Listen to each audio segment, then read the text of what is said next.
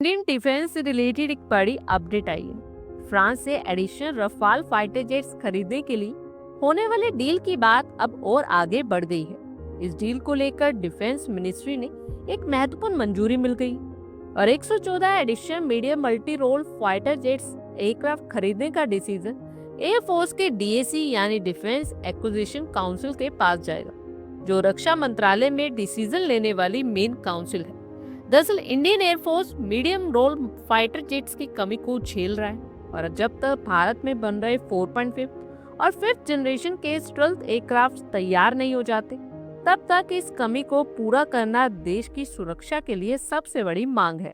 Economic times की एक report के अकॉर्डिंगली इंडियन एयरफोर्स ने 114 फाइटर जेट्स का जो प्रस्ताव दे रखा है वो अब आगे बढ़ गया है। एयरफोर्स के प्रपोजल में जिस तरह के फाइटर जेट्स की जरूरत, उसमें स्वदेशी इक्विपमेंट्स का इंटीग्रेशन और उसकी कैटेगरी जैसी चीजें शामिल की गई और अब उन्हें हरी झंडी दिखाई गई है। डीएसी अब इस डील की शर्तों के बारे में इन्वेस्टिगेशन करेगा, जिसके तहत तकनीकी पक्षों और कीमतों को लेकर ज्यादा विस्तार से चर्चा का रास्ता साफ होगा।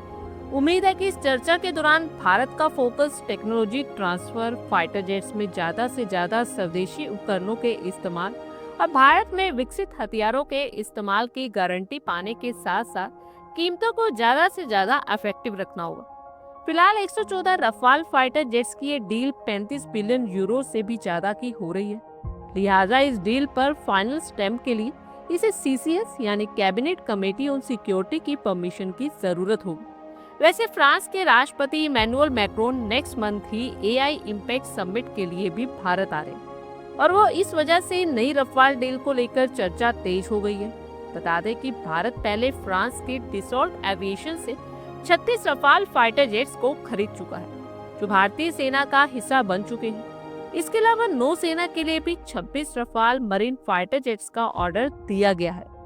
दरअसल भारत अभी तक ज्यादातर रशियन फाइटर जेट्स का ही इस्तेमाल करता रहा है, जो अब रिटायर्ड हो चुके हैं या रिटायरमेंट की तैयारी करने वाले।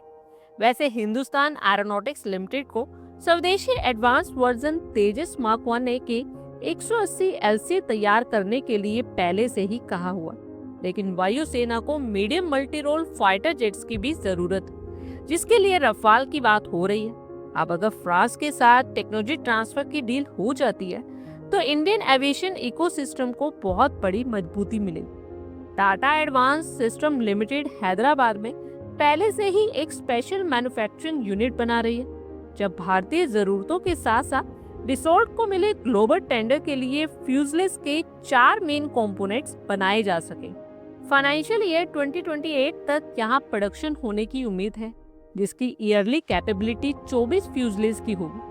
फ्यूजलेस किसी भी एयरक्राफ्ट, रॉकेट या मिसाइल के मेन पार्ट को कहते हैं, जिसपे कॉकपिट और पैसेंजर एयरप्लेन्स में पैसेंजर यूनिट्स तक लेकर कार्गो तक के होते, जिनमें विंग्स और टेल जैसे कंपोनेंट्स बाहर से जोड़े जाते हैं। यही नहीं, फ्रांस की जेट इंजन बनाने वाली कंपनी साफरन भी हैदराबाद में इसका प्लांट लगाने की प्लानिंग बना रही है, जबकि डिसॉल्ट यूपी के नवनिर्मित जेवर एयरपोर्ट के पास अपना मेंटेनेंस, रिपेयर और ओवरऑल हब यानी एमआरओ स्थापित करने में जुटा है। अब ये तो साफ है कि राफेल के भारतीय स्क्वाड्रन में जुड़ने से वायुसेना की ताकत पहले से कई गुना बढ़ जाएगी।